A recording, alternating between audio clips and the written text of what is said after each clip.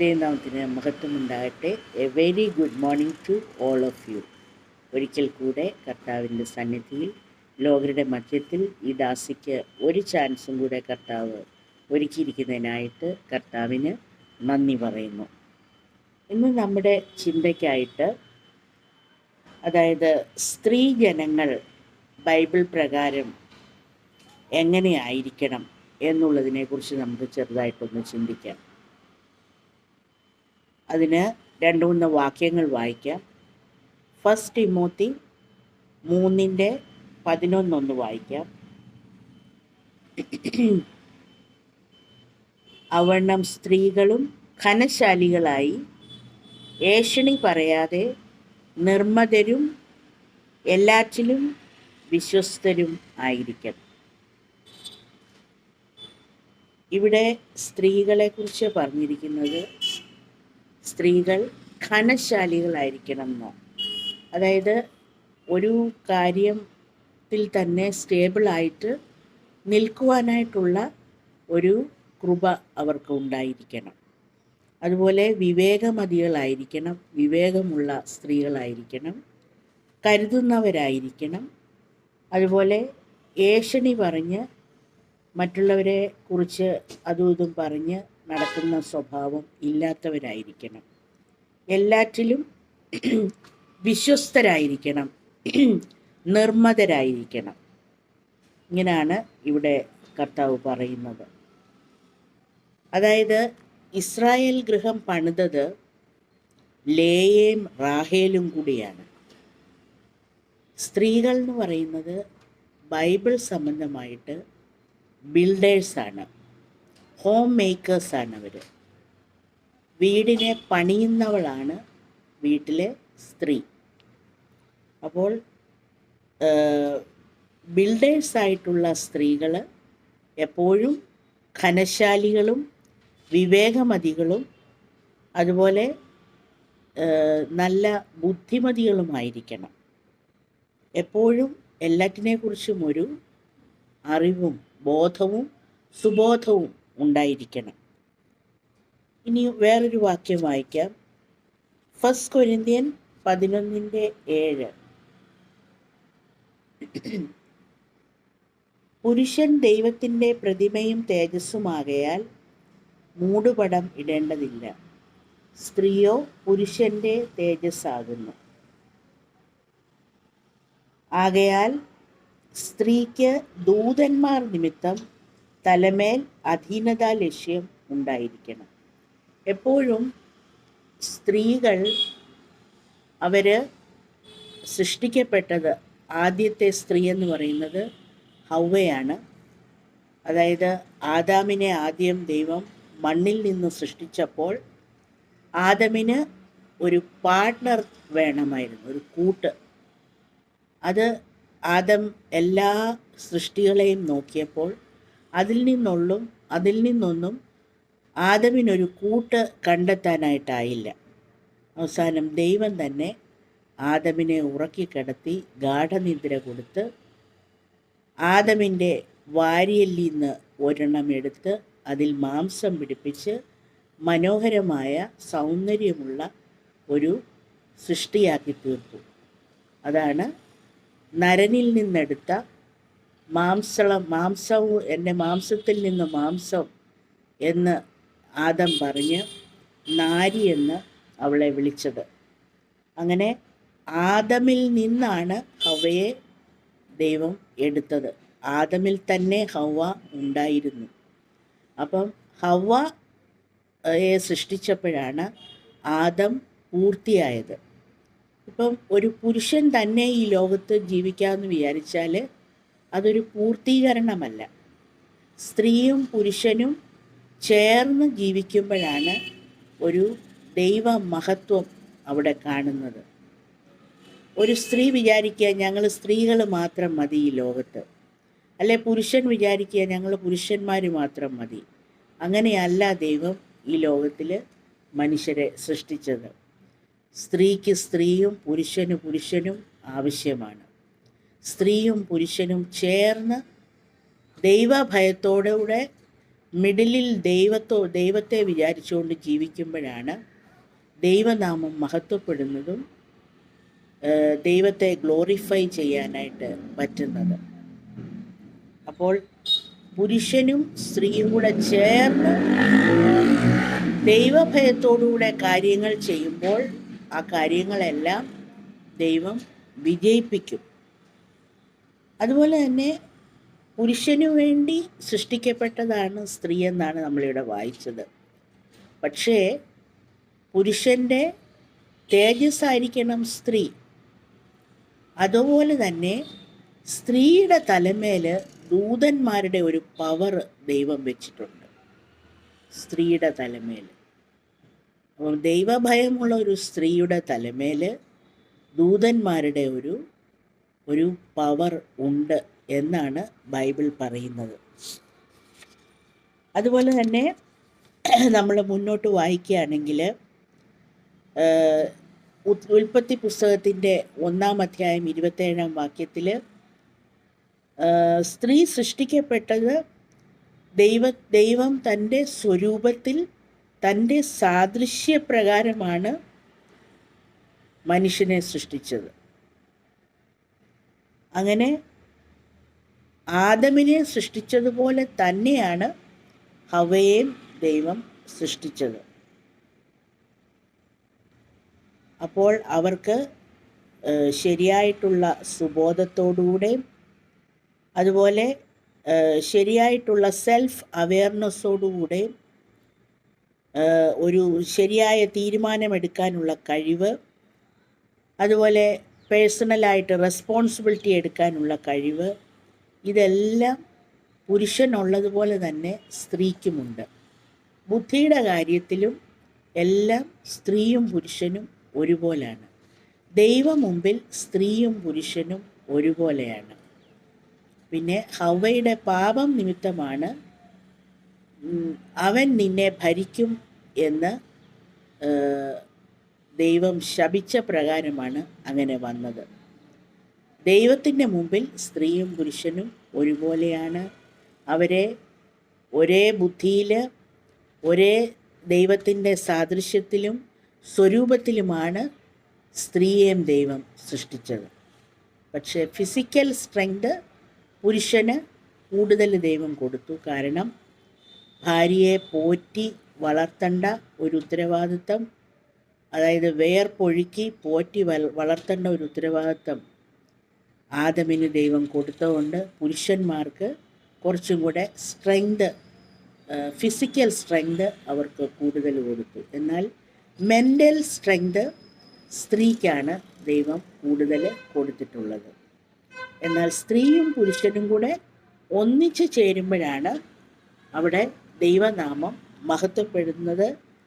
അവർക്ക് പല കാര്യങ്ങളും കർത്താവിന് വേണ്ടി ചെയ്യാൻ പറ്റുന്നതും പല കാര്യങ്ങളും അത് ചെയ്ത് സക്സസ് ആകണമെങ്കിൽ സ്ത്രീയും പുരുഷനും കൂടെ ഒന്നിച്ചു ചേർന്ന് മധ്യത്തിൽ ദൈവത്തെ വിചാരിച്ചുകൊണ്ട് കാര്യങ്ങൾ ചെയ്യുമ്പോൾ എല്ലാ കാര്യങ്ങളും സക്സസ് ആകുവാൻ സാധിക്കും.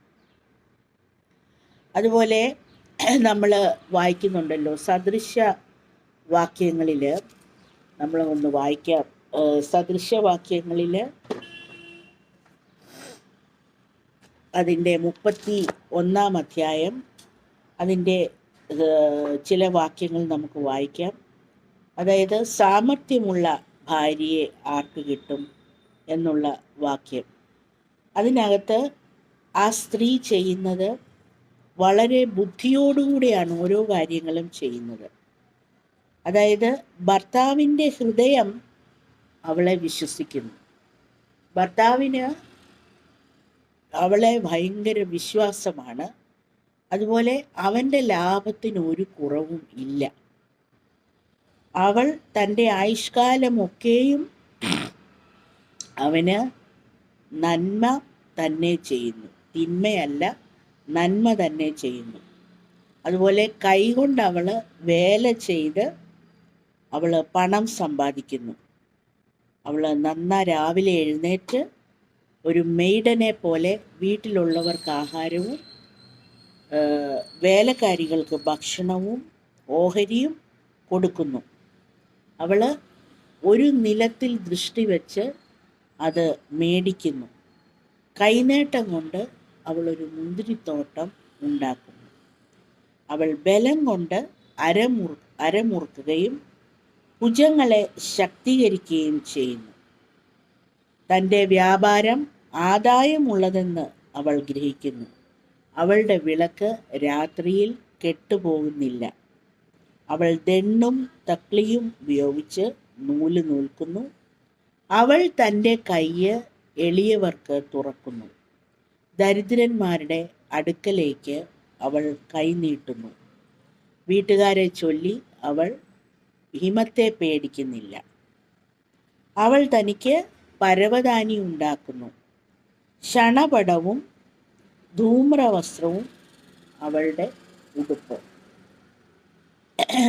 അങ്ങനെ ചെയ്യുന്ന ഒരു സ്ത്രീയുടെ ഭർത്താവ് പട്ടണവാതിൽക്കൽ മൂപ്പന്മാരോടുകൂടെ ഇരിക്കുമ്പോൾ അവൻ പ്രസിദ്ധനാകുന്നു.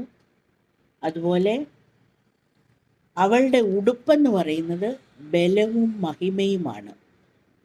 ഭാവി കാലം ഓർത്ത് അവൾ വറീഡാകുന്നില്ല. ഭാവി കാലത്തെ ഓർത്ത് പുഞ്ചിരിയിടുന്ന ഒരു സ്ത്രീയെക്കുറിച്ചാണ് ഈ പ്രോവേർബ്സിൽ നമ്മൾ വായിക്കുന്നത്. അവൾ ജ്ഞാനത്തോടെ വായ് തുറക്കുന്നു. അവളുടെ വായിൽ എപ്പോഴും ലാവണ്യമുള്ള വാക്കുകളുണ്ട്. അവൾ ജ്ഞാനത്തോടെയാണ് അവൾ വായ് തുറക്കുന്നത്. ദയുള്ള ഉപദേശം അവളുടെ നാവിന്മേലുണ്ട്. അതുപോലെ വീട്ടുകാരുടെയൊക്കെ പെരുമാറ്റം അവൾ സൂക്ഷിച്ചു നോക്കുന്നുണ്ട്. വെറുതെ ഇരുന്ന് അഹോവൃത്തി കഴിക്കുന്നില്ല. അവളുടെ മക്കൾ അവസാനം അവളെ എഴുന്നേറ്റ് ഭാഗ്യവതി എന്ന് വാഴ്ത്തും. അവളുടെ ഭർത്താവും അവളെ പ്രശംസിക്കും. അനേകം തരുണികൾ സാമർഥ്യം കാണിച്ചിട്ടുണ്ട്. നീയോ അവരിലെല്ലാവരിലും ശ്രേഷ്ഠയാകുന്നു. ലാവണ്യം വ്യാജവും സൗന്ദര്യം വ്യർത്ഥവുമാകുന്നു. യഹോവ ഭക്തിയുള്ള സ്ത്രീയോ പ്രശംസിക്കപ്പെടും. അതുപോലെ അവളുടെ പ്രവൃത്തികൾ, സ്വന്തം പ്രവൃത്തികൾ പട്ടണവാതിൽക്കൽ അവളെ പ്രശംസിക്കുവാനായിട്ട് ഇടയാകുന്നു. അപ്പോൾ ഇവിടെ നമ്മൾ കണ്ടത് ഭർത്താവ് സ്വയം വിശ്വസിക്കുന്ന ഒരു ഭാര്യയിൽ പൂർണ്ണ വിശ്വാസമുള്ള ഒരു പുരുഷനെയാണ് നമ്മളവിടെ കാണുന്നത്.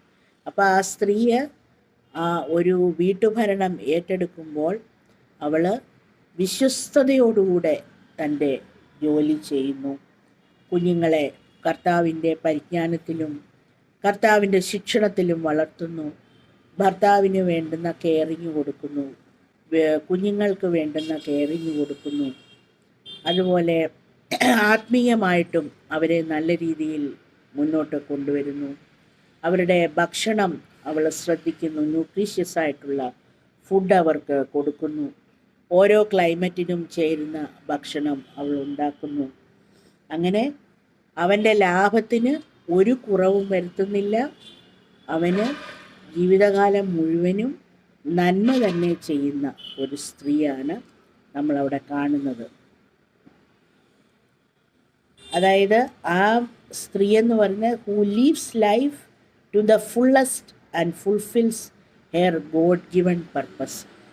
ദൈവം അവളെ ഏൽപ്പിച്ചേക്കുന്ന ആ പർപ്പസ്, ആ ഉദ്ദേശം പൂർണ്ണമായിട്ട് ഫുൾ വില്ലോടുകൂടെ അവൾ അത് ചെയ്ത് തീർക്കുന്നതായിട്ട് നമ്മൾ കാണുന്നു.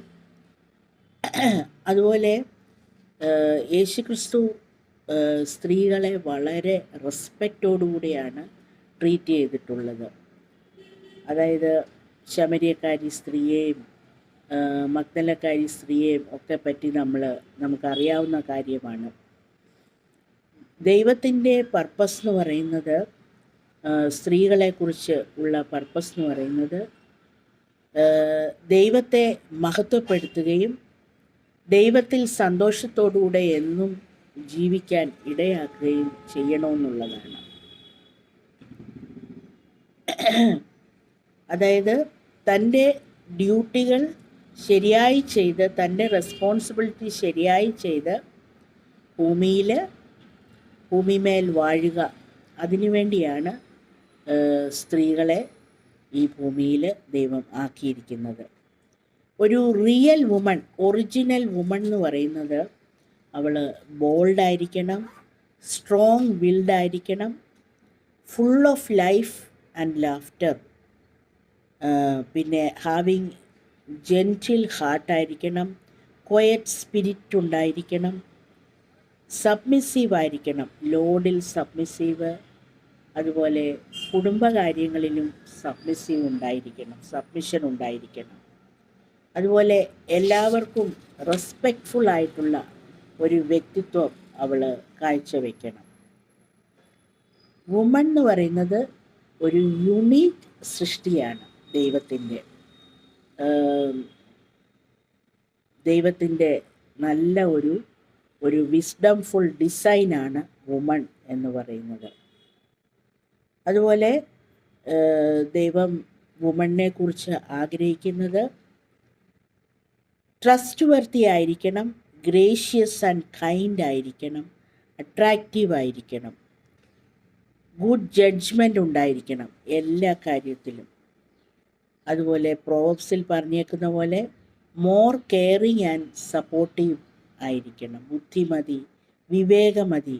ഒരു ഫാമിലിയുടെ ബാക്ക് ബോണാണ് ആ വീട്ടിലെ സ്ത്രീ. ഒരു ഭർത്താവിൻ്റെ ഹാർട്ടായിരിക്കണം ആ ഭാര്യ. ലീഡർഷിപ്പ് റോള് നന്നായിട്ട് കൈകാര്യം ചെയ്യാനായിട്ട് അറിഞ്ഞിരിക്കണം. 7 സ്റ്റേജുകളുണ്ട് വുമണിന്. അതായത് വീട്ടിൽ ആഹാരമുണ്ടാക്കുന്ന ഒരു മെയ്ഡനെ പോലെ ആഹാരമുണ്ടാക്കുന്ന ഒരു സ്റ്റേജ്, അതുപോലെ വൈഫ് എന്നുള്ള സ്റ്റേജ്, മദർ എന്നുള്ള സ്റ്റേജ്, ഓൾഡ് വുമൺ ആവുമ്പം ഓൾഡ് വുമൺ, പിന്നെ നല്ല എക്സ്പീരിയൻസ് ഉള്ള വിസ്ഡംഫുൾ വുമൺ, ഒരു വാരിയർ ആയിരിക്കണം, അതുപോലെ ഒരു ഹീലർ ആയിരിക്കണം. അങ്ങനെ ദൈവത്തിൻ്റെ സ്വന്തം ഇമേജിൽ സൃഷ്ടിക്കപ്പെട്ട ഒരു സൃഷ്ടിയാണ് സ്ത്രീ എന്ന് പറയുന്നത്. ദൈവത്തിൻ്റെ മിഷനിൽ ദൈവം അയച്ചേക്കുന്ന ഒരു വ്യക്തിയാണ് സ്ത്രീ ജന്മം എന്ന് പറയുന്നത്. അത് ദൈവത്തിൻ്റെ ഗ്ലോറിക്കുള്ള, ദൈവത്തെ മഹത്വപ്പെടുത്താനുള്ള ഒരു സൃഷ്ടിയാണ്. അതുകൊണ്ട് എന്നെ കേൾക്കുന്ന എല്ലാ സ്ത്രീജനങ്ങളും വളരെ സന്തോഷത്തോടുകൂടെ തങ്ങളെ ഏൽപ്പിച്ചേക്കുന്ന ഡ്യൂട്ടി നന്നായി ചെയ്യുക. ദൈവത്തെ മനസ്സിലോർത്തുകൊണ്ട് ദൈവഭക്തിയോടുകൂടെ കാര്യങ്ങൾ ചെയ്യുവാനായിട്ട് നിങ്ങൾക്ക് വേണ്ടുന്ന എല്ലാ സുബോധവും എല്ലാവിധത്തിലുള്ള ബുദ്ധിയും വിവേകവും ദൈവം ഉയരത്തിൽ നിന്ന് തരട്ടെ. എന്നെ ക്ഷമയോടെ കേട്ടിരുന്ന എല്ലാ വ്യക്തികൾക്കും എൻ്റെ പ്രത്യേക നന്ദി ഞാൻ അറിയിക്കുന്നു. ദൈവം അനുവദിച്ചാൽ അടുത്ത ആഴ്ച നമുക്ക് വേറൊരു സബ്ജക്റ്റുമായിട്ട് നമുക്ക് കാണാം. അപ്പോൾ നമ്മൾ കണ്ടതെന്താണ്? അതായത് കൂടുതൽ വിവേകമുള്ള സ്ത്രീകളായിട്ട് ജീവിക്കുവാനായിട്ട് സ്ത്രീകളായിട്ടുള്ള നമ്മൾക്ക് സാധിക്കട്ടെ. കഴിഞ്ഞ ആഴ്ചക്കാലം നമ്മളെ വളരെ കരുതലോടെ ദൈവം നടത്തി. ഈ ആഴ്ചയും ദൈവം കരുതലോടെ നടത്താൻ ശക്തനായിരിക്കാൻ കർത്താവിന് നന്ദി പറയാം. ദൈവം അനുവദിച്ചാൽ നമുക്ക് വീണ്ടും കാണുവാൻ ദൈവം ഇടയാക്കട്ടെ.